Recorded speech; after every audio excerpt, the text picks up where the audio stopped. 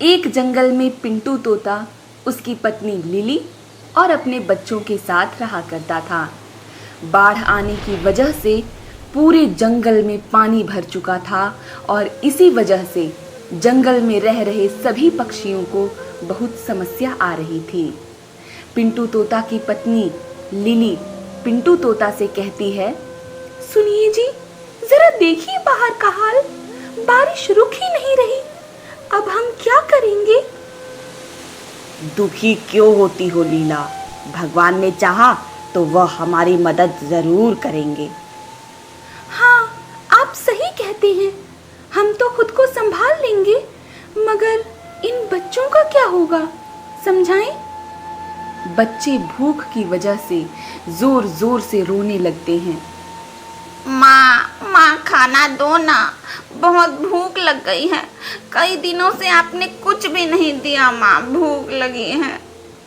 लीला बच्चों की हालत देख बहुत दुखी होती है और रोने लगती है।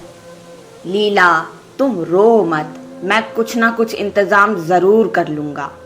बच्चों, तुम सब भी चुप हो जाओ, मैं जल्दी से तुम सभी को खाना खिलाता हूँ।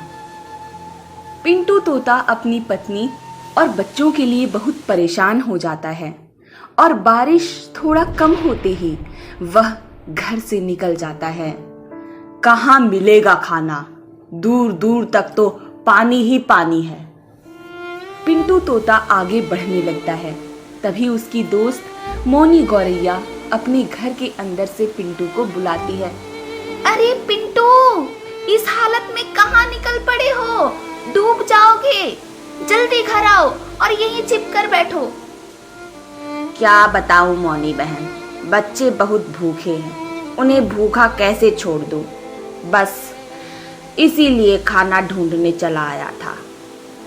खाने का दिक्कत तो अभी सबके पास है, मगर एक काम करो, मैंने अपने लिए खाना बचा कर रखा था, तुम इसे ही ले जाओ और बच्चों को खिला दो।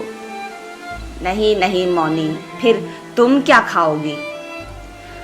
अरे मैंने खा लिया है, तुम इसे लेकर जाओ। अरे जल्दी जाओ, वरना फिर से तेज बारिश होने लगेगी। तुम्हारा बहुत बहुत धन्यवाद मोनी। पिंटू खाना लेकर आने लगता है। तभी तेज बारिश शुरू हो जाती है। हे भगवान, ये क्या हो गया? जल्दी ही मुझे घर पहुंचना होगा। पिंटू तोता खाना लेकर आगे बढ़ ही रहा था, तभी उसके हाथ से खाना नीचे बाढ़ के पानी में गिर जाता है। अरे खाना, अब मैं क्या खिलाऊंगा बच्चों को? पिंटू तोता उसी बाढ़ के पानी के अंदर चला जाता है और खाना ढूंढने लगता है। तुरंत ही पिंटू पानी में डूबने लगता है। बचाओ बचाओ, कोई मुझे बचाओ। सभी पक्षी अपनी अपनी जान बचाकर सुरक्षित जगह पर भाग रहे थे। पिंटू की ओर देखकर भी कोई पिंटू तोता की मदद करने नहीं आता है। कुछ देर में बारिश थोड़ी धीमी होती है। तभी निम्मी कौवा वहां से गुजरती है और उसकी नजर पिंटू पर पड़ती है। अरे ये तो पिंटू तोता है, लगता है इसे बचाना होगा। निम्मी कौवा पिंटू की मदद करती है और उसे बाढ़ के पानी से डूबने से बचा लेती है। जल्दी चलो पिंटू, मैं तुम्हें तुम्हारे घर लेकर चलती हूँ।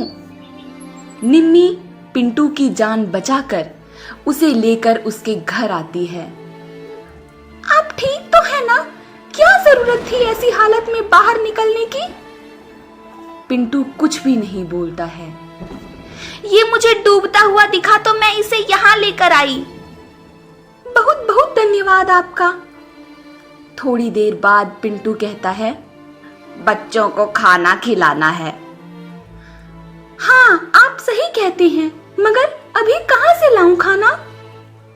पिंटू तोता की तबीयत बिगड़ने लगती है और वह अपनी पत्नी और बच्चों के लिए कुछ नहीं कर पाता, यह सोचकर बहुत परेशान होता है। अब क्या करूं? यही तो सहारा थे और इनके साथ ही ये सब हो गया। लीला रोने लगती है और उसके बच्चे भी यह देख रोना शुरू कर देते हैं। पिंटू तोता के घर की स्थिति देख मौनी घूम घूम कर पूरे जंगल में सभी को पिंटू तोता के बारे में बता देती है। उसके बाद पिंटू तोता के पास सभी मिलने आने लगते हैं। बहुत परेशानी में होने के बाद भी सभी अपने अपने पास से थोड़ा खाना उन लोगों तक पहुंचाने लगते हैं। वाह, खाना अभी खाता हूँ। भरपेट भोजन देख पिंटू तोता के बच्चे उन्हें खाने लगते हैं और बहुत खुश होते हैं। पिंटू को भी कुछ खिलाया जाता है और अब बाढ़ का पानी धीरे धीरे घटने लगता है और मौसम भी ठीक होने लगता है। चलो, यह तो बहुत अच्छा हुआ। पिंटू तोता ठीक हो जाता है और अपने पूरे परिवार वालों की तरफ से सभी पक्षियों को धन्यवाद कहता है।